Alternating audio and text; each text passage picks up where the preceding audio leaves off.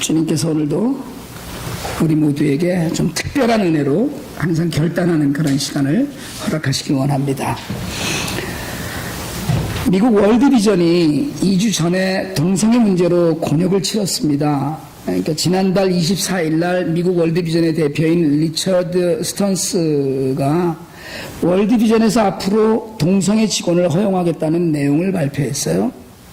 월드비전 리처드 스턴스 회장은 크리스티애니티 투데이와 인터뷰에서 동성결혼 여부에 대한 논쟁은 지역교회와 신학계에 맡기고 우리는 사랑하고 섬기라는 사명에 충실하겠다.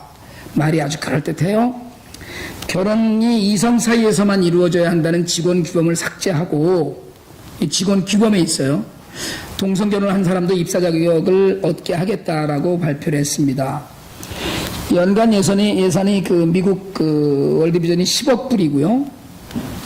전 세계에서 구세군 다음으로 가장 큰 자선단체이고요. 미국에서는 상위 10위권 안에 드는 기독교 정신을 토대로 한 기독교 자선단체입니다.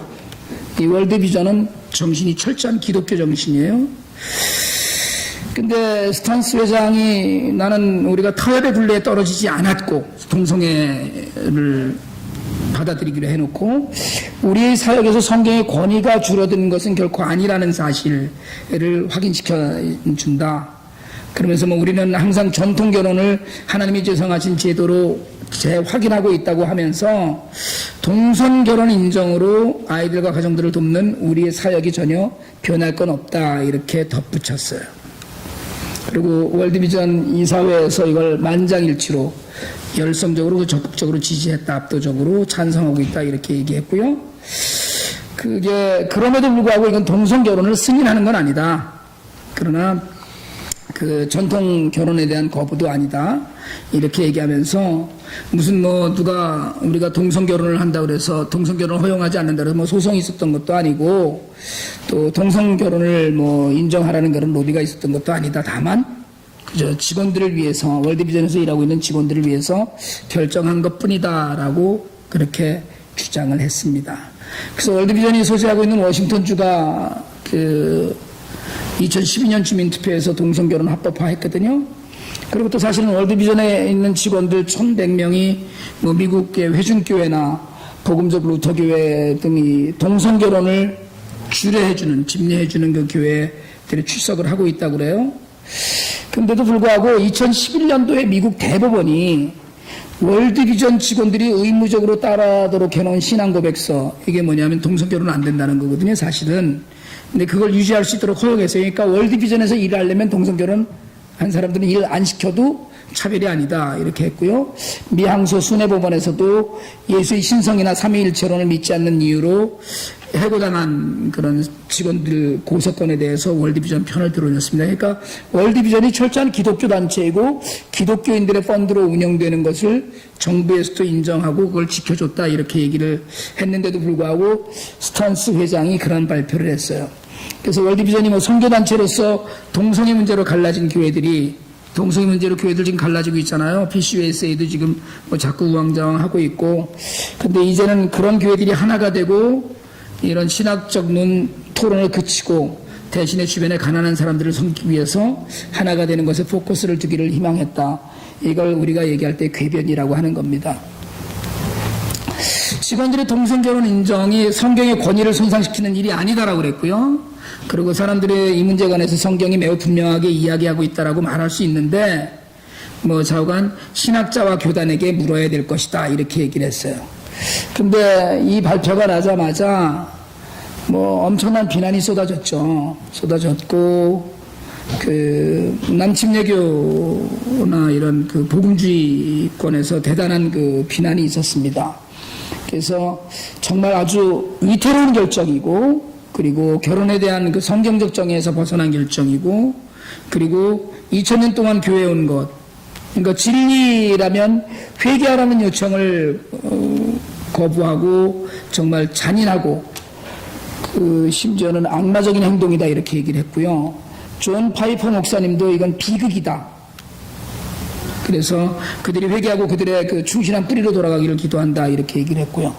빌리 그레함 아들이고 우리가 크리스마스 때 슈박스 미니스트리에 동참하고 있는 사마리탄스 펄스의 그 프랭클린 그레함은 성경을 믿는 단체가 더 이상은 아니다. 뭐 나중에 시간이 지나고 나면 결국은 더 많은 것도 오픈할지도 모른다. 이게 죄와 죄적인 행동이 교회를 연합시킬 수 있는 것처럼 주장한다고 반박을 했어요. 그래서 뭐 심지어는 그 프랭클린 그레함은 구역질 난다 이렇게까지도 얘기했고요. 그래서 이게 이런 이제 뭐 그 반발이 있으면서 결국은 이틀 만에 그 리처드 스턴스가 다시 사과했습니다. 우리가 실수했고 용서를 빈다. 우리가 실수했고 용서를 빈다는 이유가 뭐냐면 그 오순절 교단에서 소속 교인들에게 월드비전 후원 중단 권고해서 2,000명이 후원을 취소했답니다. 후원하던 건 취소하겠다. 그러니까 앞으로 이제 이런 일들이 계속 일어날 것 같으니까 이틀 만에 자신들이 실수했다면서 용서를 구한다고 발표해서 이제 유야무야되고 해프닝처럼 끝난 것처럼 됐어요. 근데 여러분 이게 끝난 게 아닙니다. 이제 동성애 그가 절대적인 복음주의 기독교 단체에서조차 논쟁의 실마리를 제공한 거고요. 저는 이 문제를 보고 사탄의 판정승이다 이렇게 생각합니다. 사탄이 판정승했어요. 물론 결국 마지막 승리는 예수 그리스도이시고 마지막 승리는 부활하신 우리 주님이시지만 믿는 자들의 믿음과 순결이 더 어려워지는 환경에 우리가 이제 처한 것이라는 거예요. 예수님께서는 분명히 마귀를 향하여서 진리가 그 속에 없어서 거짓말을 할 때마다 드러나는 것이 마귀는 뭐예요? 거짓말쟁이여 거짓의 압이라고 그랬거든요. 이게 스턴스 회장이나 또는 상당수의 월드비전 이사들이 적극 지지하고 찬성해서 이루어진 일이었다고 그러는데 결국 이제 돈 문제가 결부되고 비난을 받으니까 후퇴는 했지만 이것으로 인해서 이제 동성애가 조금 더 한 번씩 더 생각하고 인정해야 되는 것 아닌가 하는 그런 분위기가 조금씩 더 나타나게 됐다는 거예요. 요한복음 8장 44절에서 주님 분명히 마귀를 이렇게 얘기하셨습니다. 우리가 한번 읽기를 원합니다. 요한복음 8장 44절입니다. 너희는 너희 아비 마귀에서 났으니 너희 아비의 욕심대로 너희도 행하고자 하느니라. 그는 처음부터 살인한 자요 진리가 그 속에 없으므로 진리에 서지 못하고 거짓말을 할 때마다 제 것으로 말하나니 이는 그가 거짓말장이요 거짓의 아비가 되었습니다. 마귀는 거짓의 아비라고 그랬거든요. 여러분 거짓말은 관계를 파괴하고 공동체가 지향하려는 진리를 파괴합니다. 이 진리에서 멀어나게 하려는 거예요. 사탄은 위장을 잘하죠. 사탄이 여러분 그 험하고 시커먼 이런 모습으로 나타나는 사탄은 없습니다. 사탄처럼 부드럽고 푸근하고 깨끗하고 온전하게 나타나고 정말 위장을 잘하고 나타나는 경우는 없거든요. 그런데 사탄이 아주 깊숙이 교회 안에 들어오는 계기가 이번에 또 한 번 마련됐다 저는 이렇게 믿어요. 거짓말을 통해서요. 거짓말의 뿌리는 마귀인데 마귀가 우리를 건드리는 건 연약한 부분입니다. 우리가 강하게 예수를 정말 주의 군사가 되어서 힘있게 이러면 마귀는 건드리지 못해요. 근데 우리가 두려워하고 정말 그 인간의 두려움 통해서 특별히 마귀가 많이 일을 하는데요. 그러니까 인간이 거짓말하도록 자꾸 유도하는 거예요. 근데 그런 거짓말하도록 유도를 해서 뭐 하려는 건가? 그런 거짓말을 하면 어떻게 됩니까? 마귀가 노리는 건 거짓말이 탄로나기를 노리는 거예요. 거짓말로 모면에서 그것이 영원히 가는 것이 아니고 거짓말이 빨리 탄로나게 하는 것. 월드비전의 리처드 스턴스가 교회가 연합할 것이라고 했거든요. 또 자기네들이 동성애 직원을 받아들임으로 해서. 그 거짓말이죠. 그로 인해서 그 거짓말이 이틀 만에 끝남으로 인해서 개신교는 복음주의 동성애로 인해서 그 복음주의 계통은 다시 한번 분열의 문턱에 쓴 거예요. 교회 연합 못합니다. 동성애를 어떻게 인정을 하고 받아들여서 그걸 물론 이런 동성애 믿는 사람들 예수 믿어야 됩니다. 동성애자도 예수를 믿어야 돼요. 왜요? 그래야 회복의 은혜가 있을 거고 변화의 은혜가 있을 거고 성령의 은혜가 있을 거 아닙니까? 그런데 그건 죄예요. 죄를 죄라고 얘기하지 못하고 분열이 있더라도 죄는 죄라고 얘기해야 됩니다. 분열이 있더라도요. 죄는 죄. 그것과 같이 섞여서는 안 되는 거예요. 근데 거기에 섞여서 그렇게 해서 교회가 연합된다는 거짓말이거든요. 거짓말은 사실은 진실이 드러나는 걸 막기 위해서 거짓말합니다. 여러분, 예수님 십자가에 못 박혀 돌아가시고 사흘 만에 부활하셨거든요. 살아나셔서 무덤에서 사라지셔버렸어요. 없어지신 거예요. 그런데 이 기쁜 소식을 들은 제사장들은요, 이걸 은폐해야 됐어요. 큰일 났거든요, 자기네 입장에서는. 그러니까 그 무덤을 지키던 군사들에게 많은 돈을 주면서 예수님의 시체를 제자들이 훔쳐갔다고 소문을 퍼뜨리게 했어요. 왜요? 진실이 드러나는 것이 두렵기 때문에 그래요. 여러분, 우리도 그렇습니다. 우리도 진실이 드러나면 어려운 일이 생길까봐 거짓말을 해요. 그리고 두렵기 때문에 거짓말합니다. 그 대표적으로 우리 조상할아버지 아브라함 할아버지가 그 두려움 속에서 거짓말한 대표 아닙니까? 가나안에 온 후에 흉년 드니까 그냥 애굽으로 내려갔다가, 나는 저도 저희 집사람이 미모가 웬만치 않거든요. 좀 그렇게 생각하는데 아무리 그렇다고 와서 누나라고 거짓말을 그래놓고 믿음의 조상이라고 창피하게. 왜요? 무서워서 죽을까봐, 아내 빼앗으려고 자기 죽일까봐. 이게 두려움으로 하는 거짓말이거든요. 우리도 사실은 뭔가를 잃어버릴까봐, 놓칠까봐 그게 두려워서, 무서워서 거짓말하는 거예요.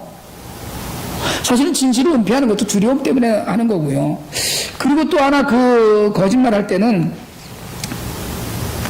요즘 욕심나는 일이 있어서 거짓말을 해요. 돈을 좀 많이 챙기려고 거짓말하고요. 그렇잖아요. 세금 다 내고 어떻게 정직하게 하고 사냐, 우리 이런 얘기 하잖아요. 그 세금을 다 내고 어떻게 사냐. 그러니까 거짓말해야 돼요. 탐심이에요. 우리가 그 말에 관한 시리즈 말씀드리면서 처음에 그런 말씀 드렸었는데, 엘리사를 통해서 병이 나은 나아만 장군이 어마어마한 예물을 드리려고 했죠. 근데 그걸 거절하고 보냈잖아요. 엘리사가 그냥 돌려보냈는데, 엘리사의 사환 게하시가 마음속에 탐심이 생긴, 탐욕이 생긴 거예요. 그러니까 거짓말했어요. 생도 둘이 더 왔는데 옷도 보라고 은 한 달만 달라. 그럼 재물을 받아왔어요. 여러분, 물론 좋은 목적을 위해서 거짓말하는 경우도 있지만, 목적이 좋다고 거짓말하는 것은 하나님이 용서하시는 일이 아닙니다. 리브가가 야곱이 축복받게 하기 위해서 거짓말을 하잖아요. 그런데 리브가나 이삭은 알잖아요. 사실은 야곱이 하나님이 그 정하신 자식이라는 걸 안단 말이에요. 그렇지만 그거 축복권을 빼앗아 받기 위해서 결국은 거짓말로 축복받게 하거든요. 악한 방법이죠. 거짓이 습관이 되면 하나님께는 결코 영광이 안 됩니다. 그러니까 아무리 좋은 일을 위해서라도 거짓말이 수단이 되어서 이루는 일은 그건 다 소용없는 일이에요. 하나님 원치 않으시는 일입니다. 그러니까 사람들은 우리 또 남한테 잘 보이려고 거짓말을 해요. 쓸 때 필요 없는데 괜히 과시하려고 쓸데없는 소리를 해요. 그러니까 잘 보이기 위해서 하고, 또 괜히 아부하고 아첨하느라고. 여러분, 거짓말하면 아까도 말씀드렸지만 사탄은 우리의 거짓말이 빨리 탄로나기를 원하거든요. 왜냐하면 그래야지 관계가 깨지는 거예요. 사탄이 우리에게 원하는 하나, 분리. 뭐의 분리? 하나님과 우리가 분리되고, 교회와 성도가 분리되고, 성도와 성도가 분리되고, 목사와 장로가 분리되고, 교회가 깨지고, 관계가 깨지는 걸 원하는 거예요. 사탄이 원하는 건 항상 깨지는 겁니다.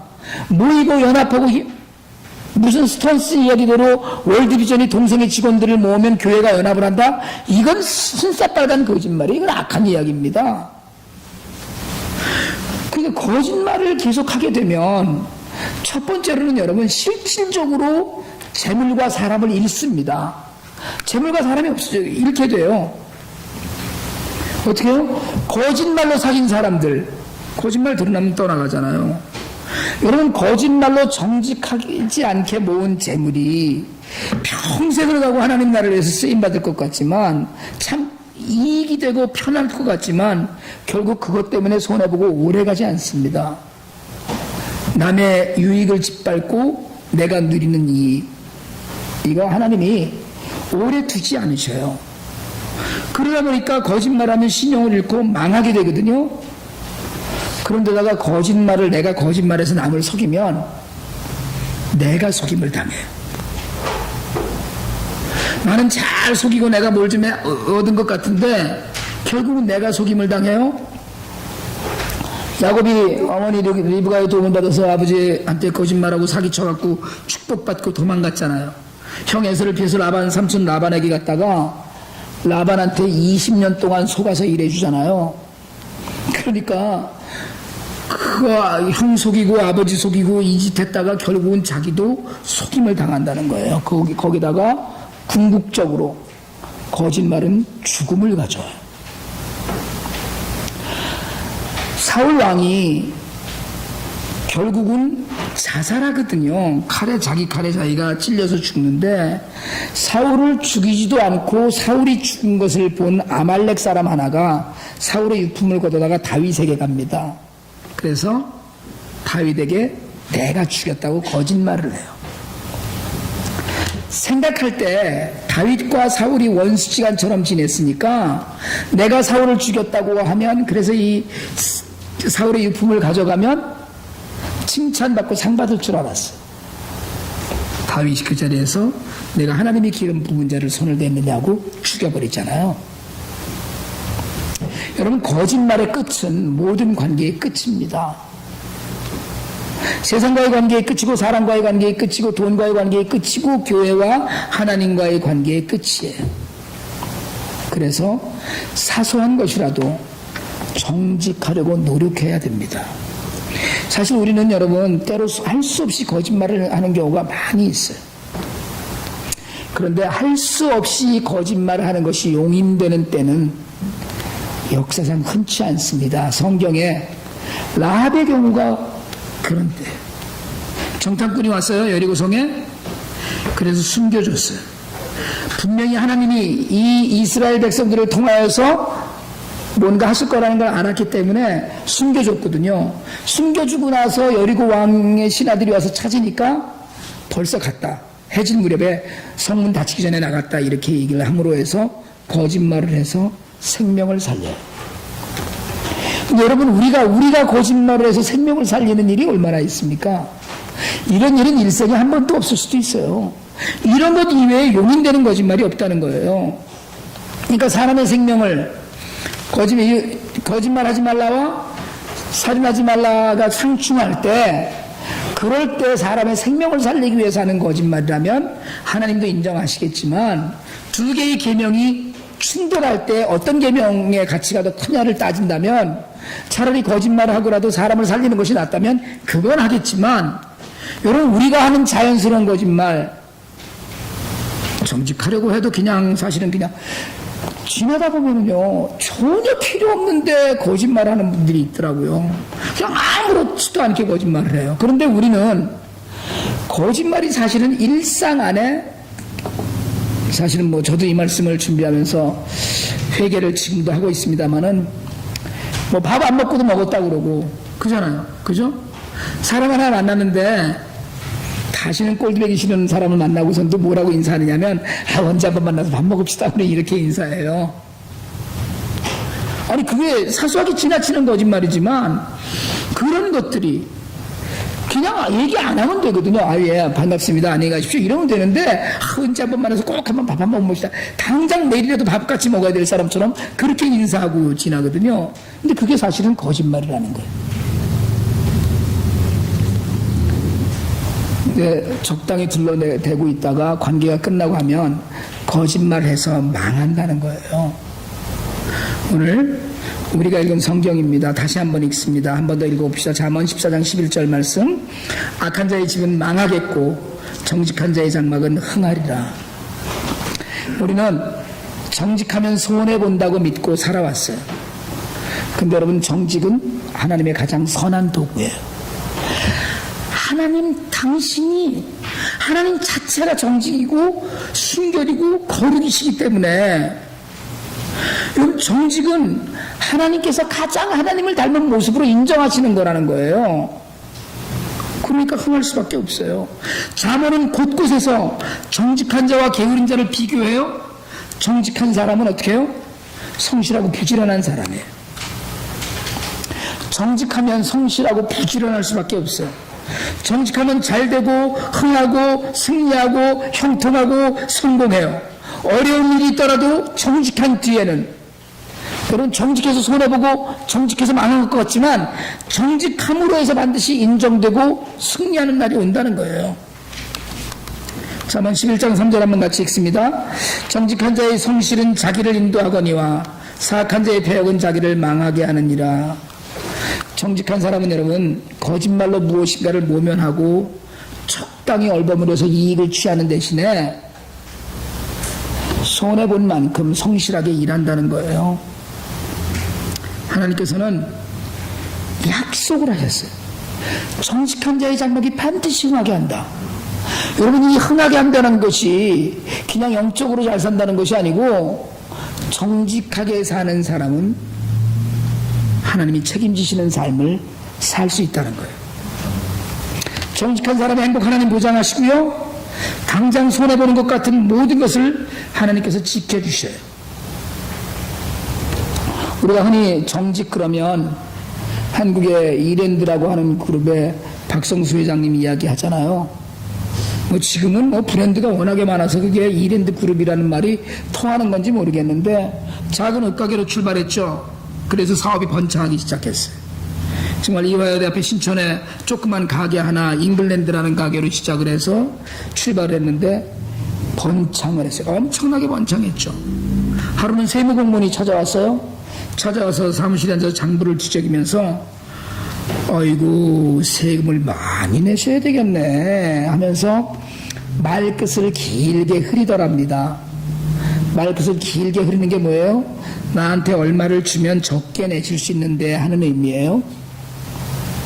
그때 얘기했잖아요. 아이고, 제가 우리나라에서 세금을 제일 많이 내는 것이 소원입니다.